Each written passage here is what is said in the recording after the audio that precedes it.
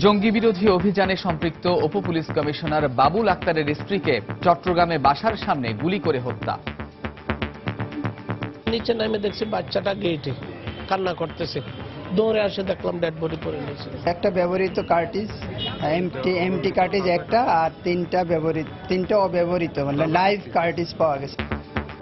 জঙ্গিরা জড়িত কিনা খতিয়ে দেখছে পুলিশ। সে সন্ত্রাসীদের টার্গেট ছিল, জঙ্গিদেরও টার্গেট ছিল আমার ধারণা যেটা। যাদেরকে নিয়ে বাবুল আক্তার কাজ করেছে এদেরকে হতে পারে। এই রাস্তায় অনেকগুলো সিসি ক্যামেরা আছে, সবগুলো ফুটেজ সংগ্রহ করলে আশা করি যে কারা এগুলো আমরা শনাক্ত করতে পারবো। নাটোরে বড়াই গ্রামে খ্রিস্টান ব্যবসায়ীকে কুপিয়ে হত্যা। দেখছিলেন প্রধান শিরোনাম। দুপুরের সময় সঙ্গে আছি আমি কামরুজ্জামান মামুন এবং আমি ফয়সাল মোর্শেদ। এবারে অন্যান্য শীর্ষ সংবাদ। অপরাধ দমনে সিসিটিভি ক্যামেরা থাকলেও কার্যকারিতা নিয়ে প্রশ্ন। আইন শৃঙ্খলা রক্ষা বাহিনীকে পেশাদারী মানসিকতা বাড়ানোর পরামর্শ বিশেষজ্ঞদের। স্থানীয় সরকার নির্বাচনে সহিংসতায় প্রশ্নবিদ্ধ হয়েছে নির্বাচনী ব্যবস্থা, মত বিশেষজ্ঞদের। গণতন্ত্র বাঁচাতে ইসিকে আরো বলিষ্ঠ ভূমিকা রাখার আহ্বান। প্রবাসীদের সুযোগ সুবিধা নিশ্চিতে দূতাবাস কর্মকর্তাদের আন্তরিক হওয়ার আহ্বান প্রধানমন্ত্রীর। রিয়াদে বাংলাদেশ দূতাবাসের নিজস্ব ভবনের ভিত্তিপ্রস্তর স্থাপন। বায়োমেট্রিক পদ্ধতিতে এখনও সিম নিবন্ধন করেননি বেগম খালেদা জিয়া। নির্দিষ্ট সময়ে না করলে স্থায়ীভাবে বন্ধ করে দেয়া হবে, জানালেন প্রতিমন্ত্রী। এবং গত অর্থ শতকে ঢাকা ও আশেপাশে জলাভূমি কমেছে 84%। প্লাবনভূমি কমায় ঢাকায় জীবন ধারণ আরও কঠিন হবে বলছেন বিশেষজ্ঞরা।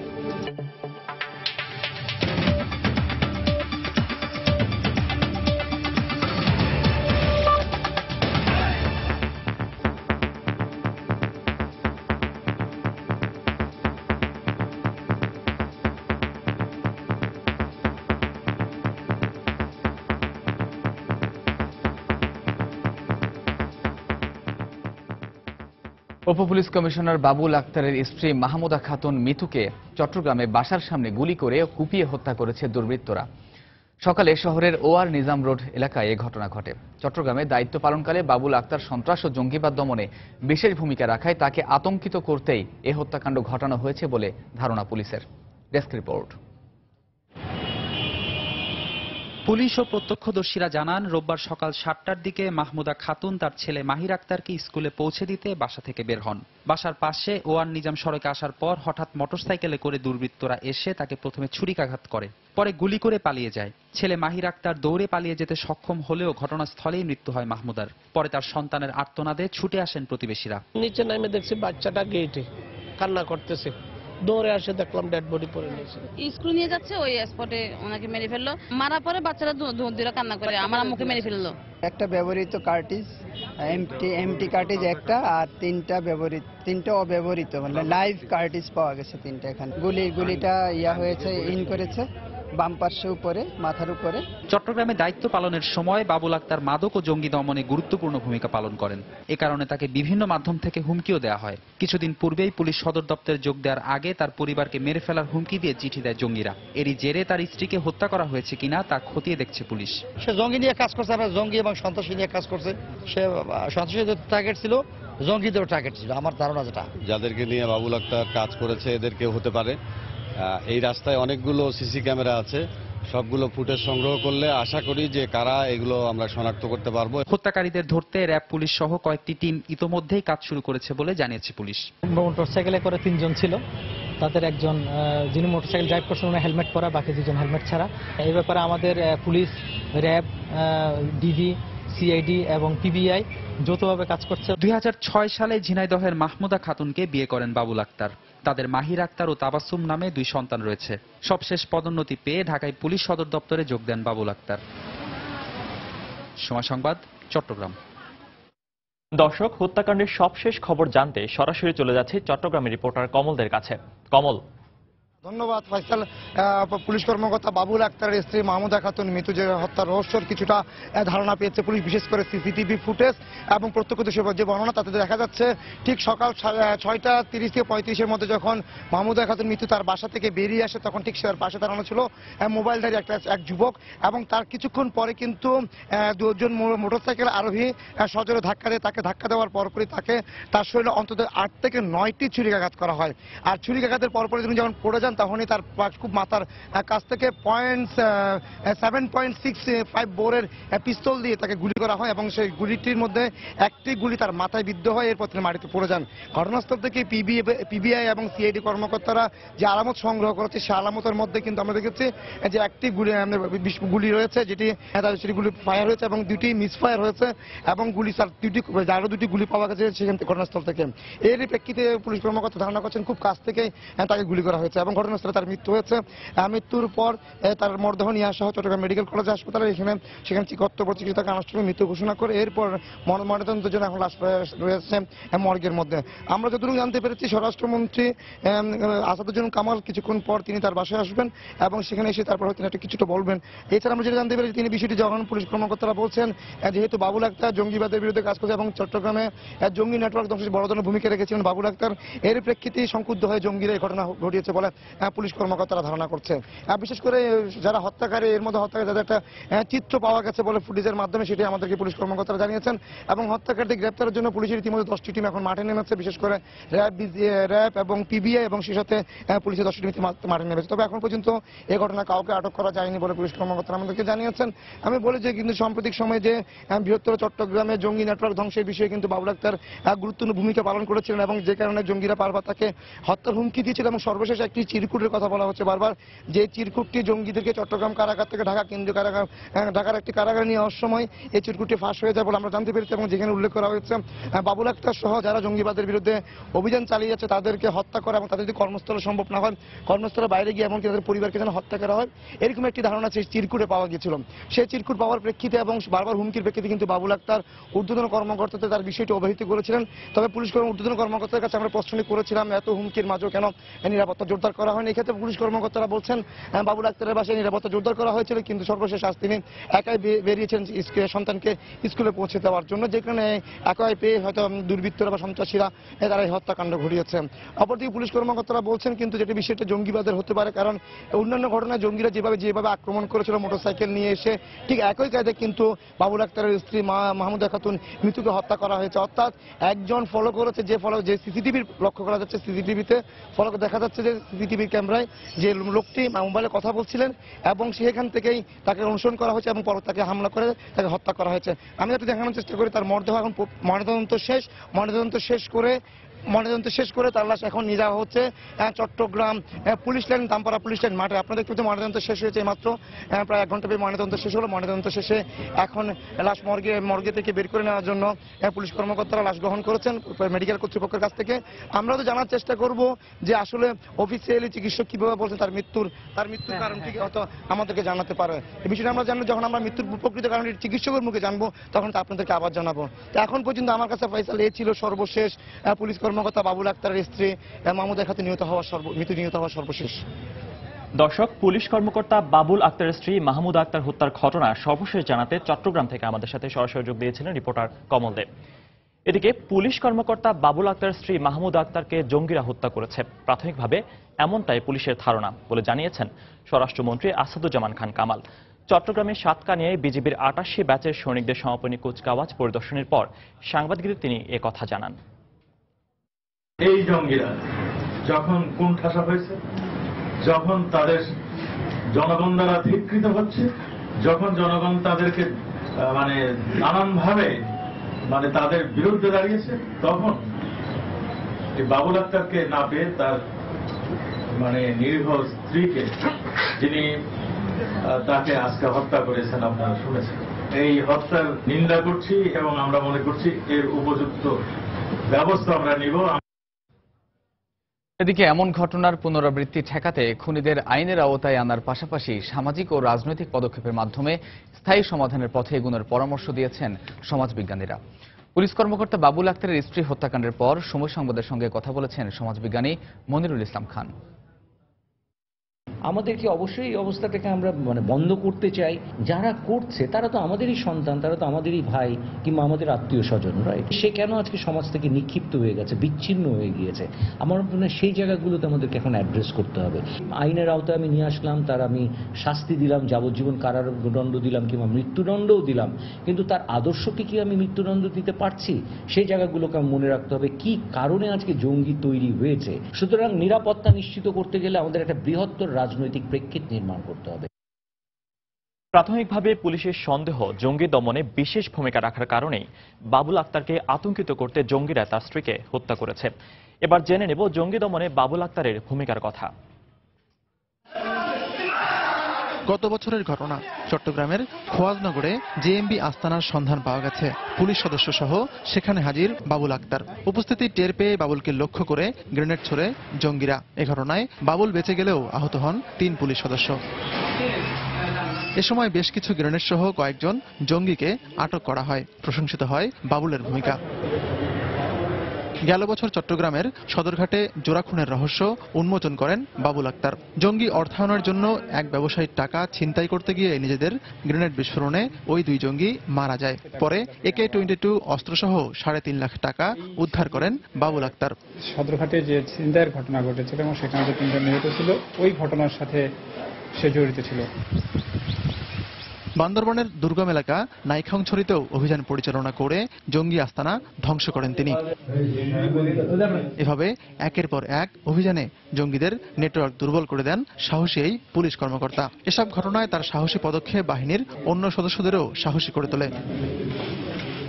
বাবুল 2005-এ পুলিশ বাহিনীতে যোগ দিয়ে সারদা একাডেমিতে ট্রেনিং শেষে কর্মজীবন শুরু করেন র‍্যাব 2-এ। 2008 ও 2009 সালে সেবা ও সাহসিকতার স্বীকৃতিস্বরূপ তিনি পেয়েছেন রাষ্ট্রপতি পুলিশ পদক। 2011-তে পান পুলিশের সর্বোচ্চ পুরস্কার বাংলাদেশ পুলিশ মেডেল। আর সবশেষ পদোন্নতি পেয়ে তিনি কাজ শুরু করেছেন পুলিশ সদর দপ্তরে। আতিকুর রহমান তমাল, সময় সংবাদ, ঢাকা। নাটোরে সুনীল গোমেজ নামে এক খ্রিস্টান ব্যবসায়ীকে কুপিয়ে হত্যা করেছে দুর্বৃত্তরা। সকালে বড়াইগ্রাম উপজেলার বনপাড়া মিশন পল্লীতে ঘটনা ঘটে। পুলিশ জানায় সকালে বাড়ির পাশে নিজের মুদি দোকানে বসেছিলেন সুনীল গোমেজ। এ সময় কয়েকজন দুর্বৃত্ত তাকে ধারালো অস্ত্র দিয়ে এলোপাতাড়ি কুপিয়ে পালিয়ে যায়। পরে দোকানে রক্তাক্ত অবস্থায় সুনীলকে পড়ে থাকতে দেখে থানায় খবর দেয় স্থানীয়রা। সেখান থেকে তাকে উদ্ধার করে স্থানীয় হাসপাতালে নিয়ে যাওয়া হলে চিকিৎসক সুনীল গোমেজকে মৃত ঘোষণা করেন। স্বজনরা জানিয়েছে নিহত সুনীলের সাথে ব্যক্তিগতভাবে কারো কোনো বিরোধ ছিল না, তবে কে বা কারা এই ঘটনার সঙ্গে জড়িত তা খতিয়ে দেখছে পুলিশ।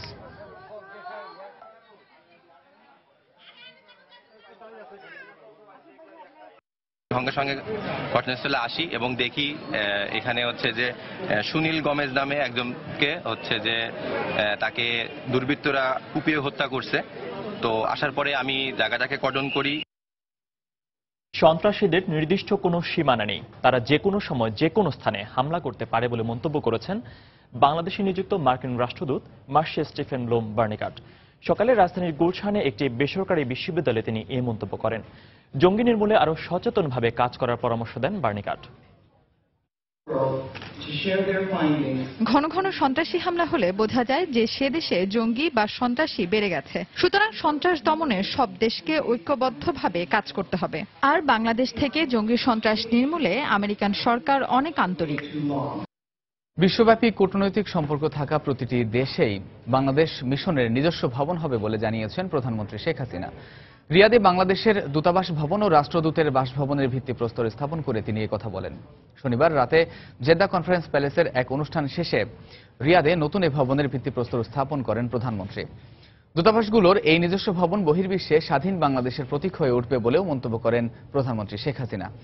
প্রবাসী বাংলাদেশিদের জন্য সুযোগ সুবিধা দেখার জন্য দূতাবাস কর্মকর্তাদের আন্তরিকভাবে কাজ করার আহ্বান জানান প্রধানমন্ত্রী। দেশের বিভিন্ন উন্নয়ন কর্মকাণ্ডের কথা উল্লেখ করে প্রধানমন্ত্রী বলেন, বাংলাদেশকে আর কেউ অবহেলার চোখে দেখবে না, সবাই সম্মানের সঙ্গে দেখবে। এর আগে প্রধানমন্ত্রী Sheikh Hasina Islamic development bank IDBর ভারপ্রাপ্ত প্রেসিডেন্ট ডক্টর আহমেদ তিকতিক এবং OICর সেক্রেটারি জেনারেল ইয়াদ বিন আমিন মাদানির সঙ্গে সৌজন্য সাক্ষাৎ করেন। সৌদির বাদশাহ সালমান বিন আব্দুল আজিজ আল সৌদের আমন্ত্রণে গত শুক্রবার সৌদি আরবে পৌঁছেই ওমরাহ পালন করেন প্রধানমন্ত্রী শেখ হাসিনা। বিশ্বব্যাপী আমরা চাচ্ছি যে আমাদের নিজস্ব একটা ভবন হবে। আর এখানে আমাদের লক্ষ লক্ষ লোক সৌদি আরবে কাজ করে, তাদের সুবিধা অসুবিধাগুলি দেখা, এটা অবশ্যই আমাদের দায়িত্ব, সরকার হিসেবে এটা আমাদের বড় দায়িত্ব। কারণ তারা প্রবাসে আসে, দিনরাত পরিশ্রম করে, হ্যাঁ নিজেদের জীবন জীবিকা করে, এটা ঠিক। আবার যে দেশে থাকে সে দেশেরও অর্থনৈতিক উন্নয়নে তাদের অবদান রয়েছে, আবার তাদের অবদান আমাদের বাংলাদেশের অর্থনীতিতেও রয়েছে। আমাদের ৩,৪০,০০০ কোটি টাকা বাজেট আমরা ঘোষণা করেছি। কাজে এইটুকু যে করবার মতো সক্ষমতা বাংলাদেশ অর্জন করেছে, সেজন্য আমার কাছে সবসময় আমরা শুকরানা আদায় করি যে এখন আর বাংলাদেশকে কেউ অবহেলার চোখে দেখবে না, বরং এখন বাংলাদেশকে সবাই সম্মানের সাথে দেখে। রাজধানীবাসীর নিরাপত্তা জোরদার করতে পুরো নগরীকে সিসিটিভির আওতায় আনতে কাজ শুরু করেছে ঢাকা মেট্রোপলিটন পুলিশ ডিএমপি। তারা বলছে এর ফলে অপরাধী শনাক্ত করা আরও সহজ হবে। তবে অতীত অভিজ্ঞতা বিবেচনায় নগরবাসী বলছেন অপরাধ দমনে ডিজিটাল পদ্ধতি থাকলেও তা কার্যকর হয় কম। অপরাধ নিয়ন্ত্রণে সবার আগে আইনশৃঙ্খলা রক্ষা বাহিনীকে পেশাদারি মানসিকতা বাড়ানোর পরামর্শ বিশেষজ্ঞদের। ফখরুল শাহিনের রিপোর্ট। সম্প্রতি রাজধানীর কলাবাগানে মার্কিন দূতাবাসের কর্মকর্তা জুলহাস মান্নান হত্যাকাণ্ডের মূল পরিকল্পনাকারীকে সিসি ক্যামেরার ছবি দেখে আটক করতে সক্ষম হয় পুলিশ। এছাড়া রাজধানীর বেশ কয়েকটি স্থানে অপরাধ দমন ও অপরাধীদের শনাক্ত করা সম্ভব হয় এই ক্যামেরার ছবি দেখে। এই অবস্থায় পুরো রাজধানীকে সিসি ক্যামেরার আওতায় আনতে কাজ শুরু করেছে ডিএমপি। ইতিমধ্যে লালবাগ, আজিমপুর, গুলশান, বারিধারা, বনানী, মহাখালী সহ রাজধানীর বেশ কয়েকটি গুরুত্বপূর্ণ পয়েন্টে সম্প্রতি বসানো হয়েছে 642টি সিসি ক্যামেরা। শীঘ্রই আরো 558টি সিসি ক্যামেরা বসানো হবে বলে জানায় ডিএমপি। বর্তমানে যেগুলো আমরা স্থাপন করেছি সেগুলো হাই ডেফিনিশন ক্যামেরারই, কিন্তু এবং night vision capacity, that means রাতেও যাতে সেটা মূলত আমাদের এই চিত্র ধারণ করতে সক্ষম হয় সেই ব্যবস্থাটি আমরা রেখেছি। তবে এই ক্যামেরা কতটা নগরবাসীর উপকারে আসবে তা নিয়ে প্রশ্ন অনেকের। পুরো ঢাকা শহরে কভার করা যায় তাহলে অবশ্যই এটা নিরাপত্তা জোরদার করবে। অনেক সময় দেখা যায় সিসিটিভি থাকে, বাট ওটা পরে আর সিসির কোনো ফুটেজই থাকে না। ক্যামেরাটা নিরাপদ তখনই হবে যদি কিনা হলো ক্রাইসিস রেসপন্স টিম কোনো সমস্যা হলে তাড়াতাড়ি রেসপন্ড করতে পারবে এবং দুর্ঘটনাস্থলে ছুটে যাবে। অপরাধ বিশেষজ্ঞরা বলছেন অপরাধ দমনে আইনশৃঙ্খলা রক্ষা বাহিনীকে আরো বেশি দক্ষ ও পেশাদারী হতে হবে। যতই আধুনিক ইকুইপমেন্ট আনেন, যতই সিসি ক্যামেরা লাগান, কোনো কিছুতে কাজ হবে না। আপনাকে প্রথম দরকার হচ্ছে প্রফেশনালিজম, প্রথমে দরকার আপনার অপারেশনাল এফিসিয়েন্সি। ডিএমপি জানায় তাইওয়ান থেকে আনা উচ্চ ক্ষমতা সম্পন্ন ক্যামেরাগুলো বসাতে মোট ব্যয় হবে 15 কোটি টাকা।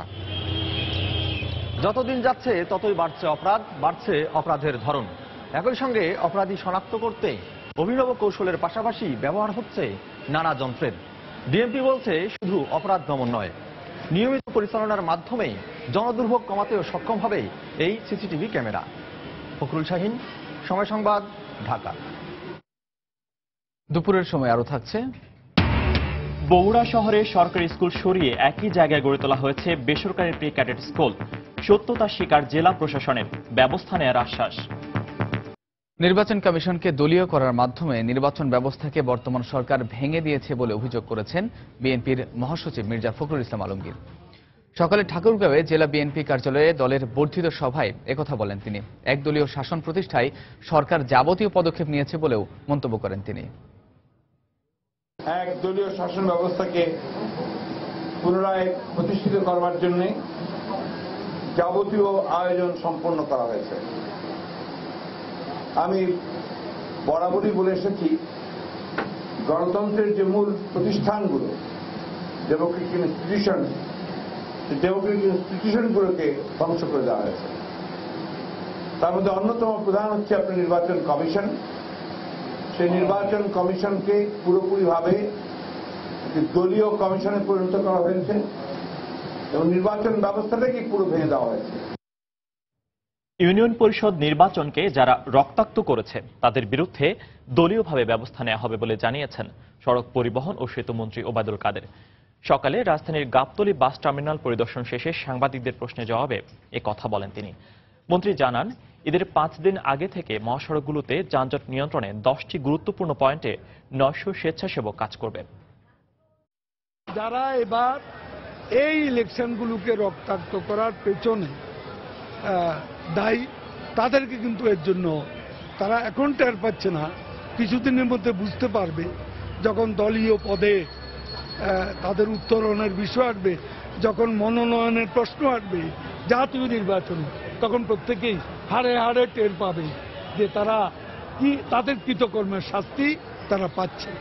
এবারকার ঈদ উল ফিতর উপলক্ষে আমরা ঢাকার আশেপাশে যেসব জায়গা যানজট প্রবণ এরকম 10টি স্পট আমরা নির্ধারণ করেছি। আমরা 900 সড়ক স্বেচ্ছাসেবক আমরা নিয়োগ করব। এদেরকে আমরা কিছু কিছু অনারিয়ামও দেব এবং এটা 3 শিফটে তারা কাজ করবে। ব্যাপক প্রাণহানি, সহিংসতা ও ভোট বর্জনের মধ্য দিয়ে 6 পর্বে শেষ হল ইউনিয়ন পরিষদের নির্বাচন। সরকারি বেসরকারি হিসেবে নির্বাচন ও নির্বাচন পরবর্তী সংঘাতে প্রাণ গেছে শতাধিক মানুষের, আর আহত হয়েছেন কয়েক হাজার মানুষ। বিশেষজ্ঞরা বলছেন, স্থানীয় সরকার নির্বাচনে এত প্রাণহানি ও বিশৃঙ্খলার কারণে প্রশ্নবিদ্ধ হয়েছে নির্বাচনী ব্যবস্থা। গণতন্ত্র বাঁচাতে নির্বাচন কমিশনকে আরও বলিষ্ঠ ভূমিকা রাখার আহ্বান তাদের। শেখ জায়েদের রিপোর্ট। আগের 5 ধাপের ধারাবাহিকতায় শেষ ধাপের নির্বাচনেও এড়ানো যায়নি প্রাণহানি, সহিংসতা ও জাল ভোট। 6 ধাপে প্রথমবারের মতো দলীয় প্রতীকের এই স্থানীয় নির্বাচনে সংঘর্ষে প্রাণ গেছে শতাধিক মানুষের, হতাহত হয়েছেন কয়েক হাজার। কিন্তু কেন এই মৃত্যুর মিছিল? প্রশাসনিক দুর্বলতা নাকি দলীয় প্রতীকের নির্বাচন হওয়ায় বেড়েছে সংঘাত? খারাপ দৃষ্টান্তের নির্বাচন, যে উপাদানে খারাপ হওয়ার কথা, এই নির্বাচনে সব উপাদান উপস্থিত ছিল। এই নির্বাচনটিকে কেন্দ্র করে শুরু থেকেই অনেক কথা হচ্ছে যে নির্বাচনটা কি হবে, কিভাবে হবে। এত কথা যখন হবে তাহলে নির্বাচন কমিশনের প্রস্তুতিটাও এত ব্যাপক হওয়া দরকার ছিল। প্রাণহানিটা তো তার দায়বদ্ধতা, তার লাইবিলিটিস। নির্বাচনী ব্যবস্থাপনা এক ধরনের শিথিলতা এবং এক ধরনের পরিকল্পনাহীন দলীয় প্রভাব বা সরকারি প্রভাবের কারণ। বাংলাদেশের নির্বাচনী ব্যবস্থাপনার এটাই বোধহয় ছিল কফিনের লাস্ট পেরেড। ভবিষ্যতে যে কোনো নির্বাচনের সংঘাত সংঘর্ষ এড়াতে নির্বাচন কমিশনকে আরও জোরালো ভূমিকা রাখার পাশাপাশি রাজনৈতিক ঐক্যমত জরুরি বলে মনে করছেন বিশ্লেষকরা।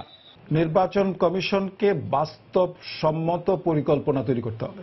প্রত্যেককেই তাদের স্বীয় স্বার্থ বাদ দিয়ে জাতীয় স্বার্থ এবং গণতন্ত্রের স্বার্থ, নির্বাচনের স্বার্থকে যদি সামনে না রাখে তাহলে এর প্রতিকার পাওয়া সম্ভব নয়। তবে প্রথমবারের মতো দলীয় ভিত্তিতে অনুষ্ঠিত এই স্থানীয় নির্বাচন দেশের ইতিহাসে সর্বোচ্চ প্রাণহানির নির্বাচন বলেই বিবেচিত হবে বলে মনে করেন তারা।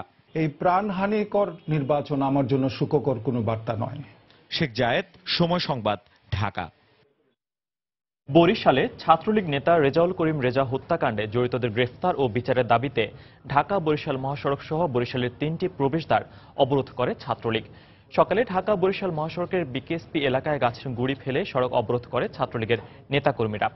একই সঙ্গে বরিশাল পটুয়াখালী, কর্ণকাঠি ও বরিশাল ঝালকাঠি সড়কের কালিজিরা আঞ্চলিক সড়ক অবরোধ করে আন্দোলনকারীরা। রেজাউল করিম রেজা হত্যাকাণ্ডে জড়িতদের গ্রেফতার ও বিচারের দাবিতে বিভিন্ন স্লোগান দিতে থাকে তারা। অবরোধের কারণে রাস্তার দুপাশে যানবাহন আটকা পড়ে তীব্র যানজটের সৃষ্টি হয়। এতে দুর্ভোগে পড়েন যানবাহনের চালক ও যাত্রীরা। পুলিশের আশ্বাসে 2 ঘণ্টা পর অবরোধ তুলে নেয় আন্দোলনকারীরা।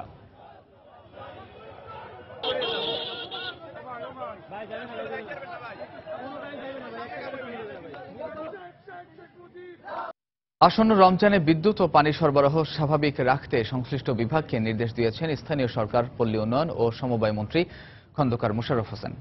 দুপুরে সচিবালয়ে দেশের সবকটি সিটি কর্পোরেশনের মেয়রদের সঙ্গে বৈঠকে তিনি একথা বলেন। পবিত্র রমজানের পবিত্রতা রক্ষা করা আমাদের সামাজিক, নৈতিক এবং ধর্মীয় কর্তব্য। ওয়াসাকে আমরা নির্দেশনা দিলাম যে পানিটা তাদের রেগুলার সাপ্লাই দিতে হবে। আমি আজও কালিও ইলেকট্রিক সাপ্লাইয়ের সাথে ব্যক্তিগতভাবে কথা বলবো। ইফতারি এবং সেহরির সময় নিশ্চিতভাবে যদি আমাদের বিদ্যুৎ সাপ্লাই থাকে, সেই ব্যবস্থার জন্য আমি বিদ্যুৎ প্রতিমন্ত্রী এবং বিদ্যুৎ ডিপার্টমেন্টের সাথে সেইভাবে আমরা আলোচনা করব। 2025 সালের মধ্যেই ভূগর্ভস্থ লাইনের মাধ্যমে রাজধানীতে বিদ্যুৎ সরবরাহ করা হবে বলে জানিয়েছেন বিদ্যুৎ, জ্বালানি ও খনিজ সম্পদ প্রতিমন্ত্রী নসরুল হামিদ বিপু। সকালে রাজধানীর মাদারটেক এলাকায় অত্যাধুনিক গ্রিড সাবস্টেশনের উদ্বোধনী অনুষ্ঠানে তিনি একথা বলেন। বৃহৎ কিছু পরিকল্পনা নিয়ে আসছে। আমরা ধীরে ধীরে ডিপিডিসির এলাকাতে আমরা আন্ডারগ্রাউন্ড ক্যাবেলিং এর ব্যবস্থা করে ফেলেছি। আমরা আগামীতে ধানমন্ডি জোন থেকে আরম্ভ করে বাকি ডিপিডিসি এরিয়া এই ক্যাবেল যে ঝুলানো দেখছেন রাস্তাঘাটে, এটা হয়তো আগামী 25 সালের মধ্যে আর ইনশাল্লাহ থাকবে না, সেরকম একটা পরিকল্পনা নিয়েছি।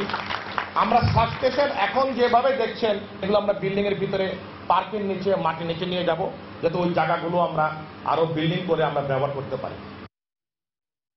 53 বছরে ঢাকা ও এর আশপাশের জলভূমি, নিম্নাঞ্চল ও কৃষি জমি ভরাট হয়েছে 84%। জাতিসংঘ ও Bangladesh centre for advanced studies BCAS এর সমীক্ষায় উঠে এসেছে এমনই তথ্য। নগরায়নের প্রভাবে নিচু জমি ভরাট ছাড়াও দূষণে একদিকে যেমন নদী মরছে, তেমনি পানির অভাবে নেতিবাচক প্রভাব পড়ছে কৃষিকাজেও। পরিবেশবিদদের শঙ্কা, এভাবে চলতে থাকলে আগামীতে ঢাকাবাসীর জন্য অপেক্ষা করছে দুর্বিষহ সময়। বিশ্ব পরিবেশ দিবসে সাইফুল ইসলামের তোলা ছবিতে আতিকুর রহমান তমালের রিপোর্ট। নদীর বুকেই বৈঠা বেয়ে জীবন চলে সুজনের।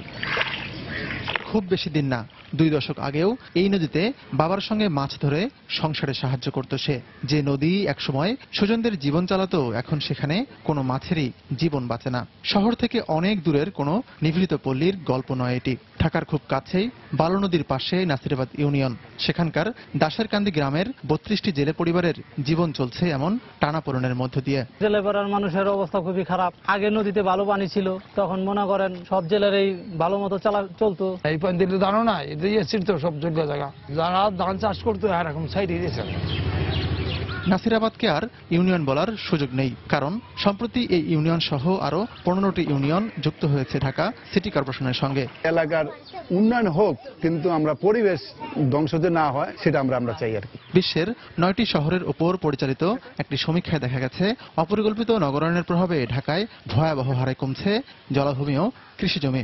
এই হারে জলাভূমি কমলে ভবিষ্যৎ হবে দুর্বিষহ, এমন মত পরিবেশবিদদের। যে মাত্রায় ভরাট করে বাড়িঘর তৈরি করা হচ্ছে, তাতে পানি নিষ্কাশনের রাস্তা রাখা হচ্ছে না। অর্থাৎ নগরবাসী নিজেরাই নিজেদের কারণে ভবিষ্যতে ভুগবেন সেই আশঙ্কা আছে। প্লাবনভূমি যেটা থাকার কথা, প্লাবনভূমি আর থাকে নাই। এটা আবাসিক এলাকা হয়ে গেছে, অথবা শিল্প এলাকা হয়ে গেছে, অথবা রাস্তা হয়ে গেছে। পানি প্রবাহের জন্য যে জায়গা রাখা দরকার ছিল সেটা আমরা রাখিনি। পানিটা বের হয়ে যেতে পারে না, কারণ বের হওয়ার রাস্তা যে কয়টা সেগুলো তো সব আমরা বন্ধ করে দিয়েছি। মানুষ, পৃথিবী ও পরিবেশের স্বার্থে 1973 সাল থেকে 5 জুন পালিত হয়ে আসছে বিশ্ব পরিবেশ দিবস। সারা বিশ্বে মানুষের সংখ্যা কত? অনেকেই বলেন এই সংখ্যা 700 কোটির উপরে। এই এত মানুষের জীবন আর তাদের স্বপ্ন পূরণের জন্য রয়েছে একটি মাত্র পৃথিবী। তাই পৃথিবী বাঁচলেই বাঁচবে, কারণে পৃথিবীকে বাসযোগ্য রাখার দায়িত্বটা নিতে হবে মানুষকেই। আতিকুর রহমান তমাল, সময় সংবাদ, ঢাকা।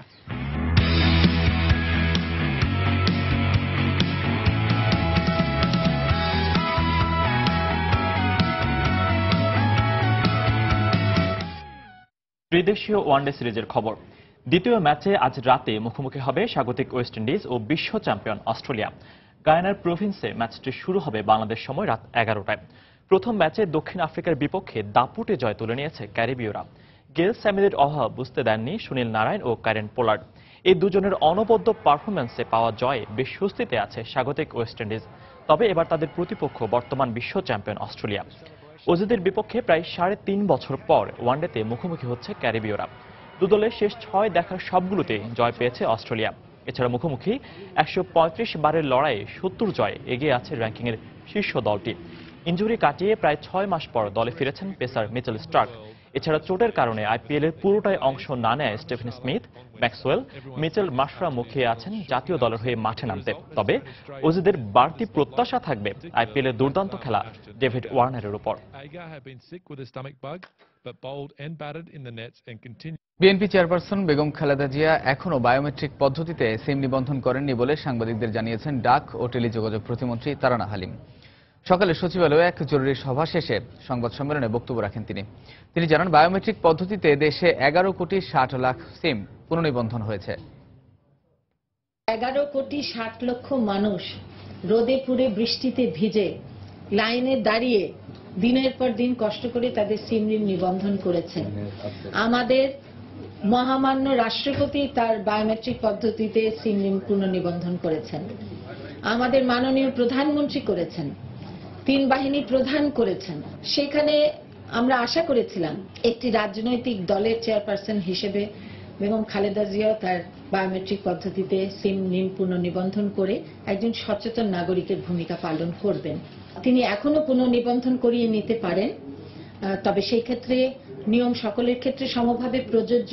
তাকে সিমটি কিনে নিতে হবে এবং যথাযথ ট্যাক্স দিয়ে নিতে হবে। এবারের বাজেট উচ্চাভিলাষী বলে মন্তব্য করেছেন বিরোধী দলীয় নেত্রী রওশন এরশাদ। সকালে সংসদ ভবনের মিডিয়া সেন্টারে বাজেট পরবর্তী সংবাদ সম্মেলনে তিনি একথা বলেন। গতবারের বাজেট পূর্ণ বাস্তবায়ন না হওয়ারও সমালোচনা করেন তিনি।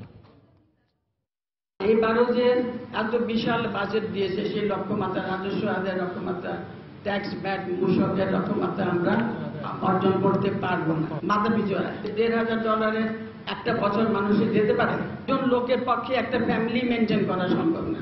আমাদের আয় ব্যয়ের সাথে তো একটা মিল থাকতে হবে, সেই মিলটা আমরা খুঁজে পাই না। মানুষের আয় ব্যয়ের হিসাব করে দেখা যাবে আসলে একেবারেই মানুষের কোনো আয়ের খরচ করার সক্ষমতা মানুষের নাই। দুপুরের সময় আরো থাকছে। প্যারিসে বন্যা পরিস্থিতির উন্নতি, কমতে শুরু করেছে সিন নদীর পানি, দ্বিতীয় সর্বোচ্চ সতর্কতা বহাল। এবং কোপা আমেরিকায় প্রথম ম্যাচেই হোঁচট খেল ব্রাজিল। ইকুয়েডরের সঙ্গে গোলশূন্য ড্র, হাইতির বিপক্ষে 1-0 গোলের জয় পেরুর। Paraguay Costa Rica match draw. নিজের জায়গা ছাড়া হয়ে আশ্রিত অবস্থায় পাঠদান চলছে বগুড়া জলেশ্বরীতলা প্রাথমিক বিদ্যালয়ের। শহরের কেন্দ্রস্থলে সরকারি প্রাথমিক বিদ্যালয়টিকে কৌশলে অন্যত্র সরিয়ে দিয়ে সেই জায়গায় প্রতিষ্ঠা করা হয়েছে প্রি ক্যাডেট হাই স্কুল নামের একটি বেসরকারি উচ্চ বিদ্যালয়। আর প্রাথমিক বিদ্যালয়ের স্থানে হয়েছে আইন কলেজের একটি পরিত্যক্ত ভবনে। বিষয়টির সত্যতা স্বীকার করেছেন জেলা প্রশাসক। বিস্তারিত জানাচ্ছেন মাজিদুর রহমান, ক্যামেরায় ছিলেন রবিউল ইসলাম। 1965 সালে রাজশাহী বিভাগীয় কমিশনার 8,108 টাকা 82 পয়সা দিয়ে 26% জমি হুকুম দখল করেন বগুড়া জলেশ্বরীতলা আদর্শ প্রাথমিক বিদ্যালয়ের নামে। 1973 সালে 1 জুলাই বিদ্যালয়টিকে সরকারিকরণ করা হয়। কিন্তু 1976 সালে প্রতিষ্ঠানের সাথে সংশ্লিষ্ট কিছু কুচক্রী মহল বিদ্যালয়টির বার্ষিক মিলাদ মাহফিলের কথা বলে শিক্ষার্থী ও শিক্ষককে বগুড়া আইন কলেজে নিয়ে যায়। এরপর থেকে নিজ জায়গায় আর ফিরতে পারেনি বিদ্যালয়টি। 5, 4, 3 এক জায়গায়, শিশুরা এক জায়গায়, হইচই বেশি হয়। আমাদের বাথরুম পরিষ্কার নাই, ফ্যান নাই, কারেন্ট নাই, এদের ওই জন্য সমস্যা হয়ে যায়। শুধু শিক্ষার্থীরা নয়, শিক্ষকরাও নানা অসুবিধার মধ্যে পাঠদান করছেন একই কক্ষে। শিক্ষকরা চান আশ্রিত হয়ে না থেকে তাদের নিজ জায়গায় ফিরতে। একটা শ্রেণীতে গেলাম, পাঠদান দিচ্ছি আকর্ষণীয়, আর একটা ক্লাসে বাচ্চারা দেখতেছে, 2 ক্লাসে বাচ্চা অমনোযোগী হয়ে যাচ্ছে। আমরা চাই একটি স্বাভাবিক পরিবেশে বিদ্যালয় পরিচালনা করতে এবং আমাদের নিজস্ব যে জায়গা আছে সেই জায়গায় আমরা ফিরে যেতে চাই। সেই সময় প্রাথমিক বিদ্যালয় পরিচালনা কমিটি সমঝোতার ভিত্তিতে ভালো একটি উচ্চ বিদ্যালয় স্থাপনের জন্য স্কুলটি স্থানান্তর করেছে বলে জানান প্রি ক্যাডেট হাই স্কুলের পরিচালনা কমিটির বর্তমান সভাপতি। মিলাদের নামে বলে স্কুল নিয়ে গেছে, এই ধরনের কথা আসলে অনর্থক। সেই সময় 2 সমাজের, সুশীল সমাজের লোকজনই একটা সিদ্ধান্ত নিছে যে প্রাথমিক বিদ্যালয়টা হয়তো অন্য জায়গায় হস্তান্তর করে এখানে একটা ভালো সরকারি প্রতিষ্ঠান স্থাপন করা। প্রাথমিক বিদ্যালয়ের জায়গা বেদখল হওয়ার বিষয়টি স্বীকার করে জেলা প্রশাসক জানান এ বিষয়ে একটি তদন্ত কমিটি হয়েছে, রিপোর্ট পেলেই সিদ্ধান্ত নেওয়া হবে। অতিরিক্ত জেলা প্রশাসক শিক্ষা ও আইসিটিকে প্রধান করে একটা কমিটি করেছে এবং আশা রাখছি কমিটি রিপোর্ট দেওয়ার পর আমরা পরবর্তী কার্যক্রম আমাদের গ্রহণ করব। বর্তমানে শহরের অভিজাত এলাকায় জলেশ্বরীতলায় 26% জমির উপর প্রি ক্যাডেট হাই স্কুল ছাড়াও এর সামনে অংশে রয়েছে একটি মোবাইল কোম্পানির শোরুম। বর্তমানে এই বিদ্যালয়ের সংখ্যা প্রায় 1000। মাজিদুর রহমান, সময় সংবাদ, বগুড়া।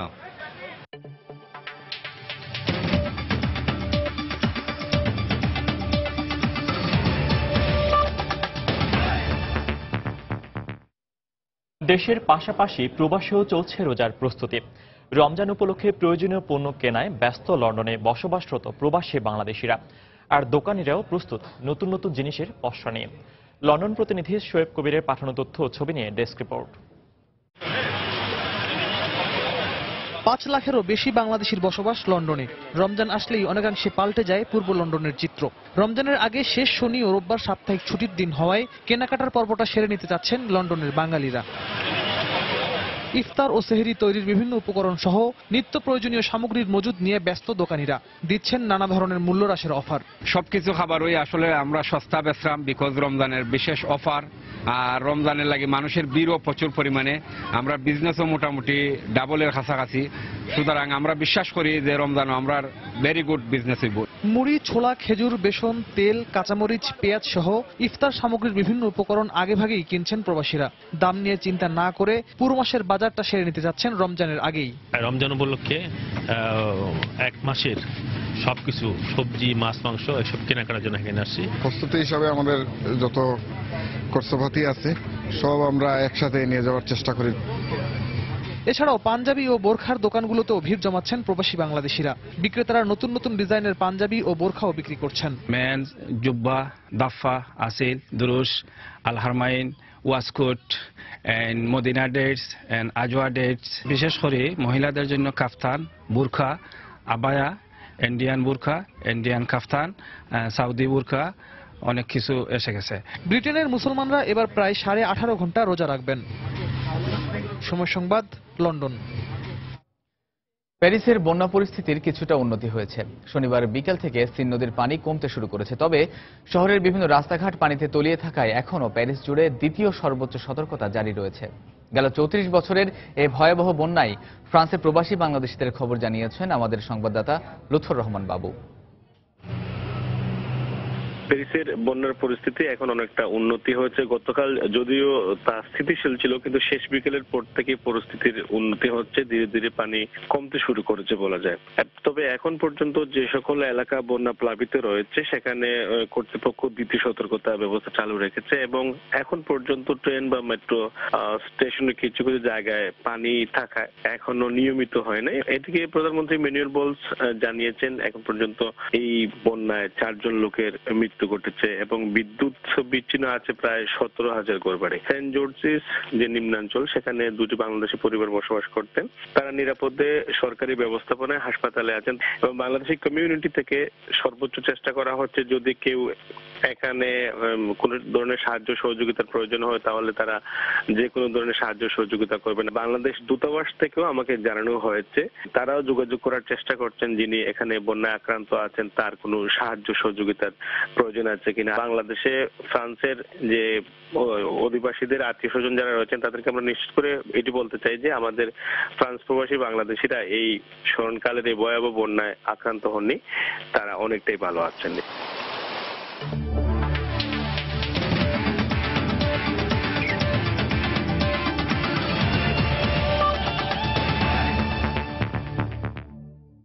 কোপা আমেরিকার প্রথম ম্যাচেই হোঁচট খেল নেইমারবিহীন ব্রাজিল।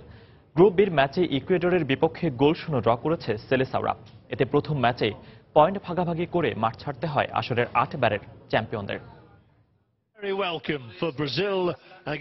ক্যালিফোর্নিয়া অঙ্গরাজ্যের রোজবোল স্টেডিয়াম কোপা আমেরিকায় নিজেদের প্রথম ম্যাচে ইকুয়েডরের মুখোমুখি ল্যাটিন আমেরিকান জায়ান্ট ব্রাজিল। এদিন প্রতিপক্ষ অপেক্ষাকৃত দুর্বল হলেও গ্রুপ বির এ ম্যাচে সেলেসাওরা ছিল খানিকটা পিছিয়ে, কারণ আক্রমণ ভাগ সামলাতে এদিন মাঠে নামেননি ব্রাজিলিয়ান সেন্সেশন নেইমার। শক্তিমত্তা এবং অভিজ্ঞতা দুটোই যে ম্যাচের সফলতায় অপরিহার্য এদিন পুরো সময় বোঝা গেছে ব্রাজিলের ম্যাচ দেখে, কারণ তরুণদের সমন্বয় করা আক্রমণ ভাগ নিয়ে শুরু থেকেই অনেকটা নিষ্প্রাণ ছিল সেলেসাওরা। একই সাথে প্রিয় সতীর্থ নেইমারের অভাবটাও ভালোভাবে টের পাচ্ছিল আসরের 8 বারের চ্যাম্পিয়নরা। শুরুতে ইকুয়েডর কিছুটা সুযোগ তৈরি করলেও পরে ম্যাচের পুরোটা সময় কর্তৃত্ব থাকে ব্রাজিলের, কিন্তু অভিজ্ঞ ফরওয়ার্ডের অভাবে প্রথমার্ধে কোনো গোলের দেখাই পায়নি লুইস আলভেজরা।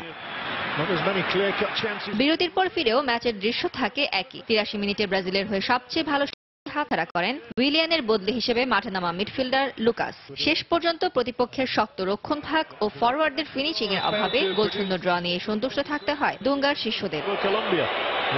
ফারজানা মুমু, সময় সংবাদ।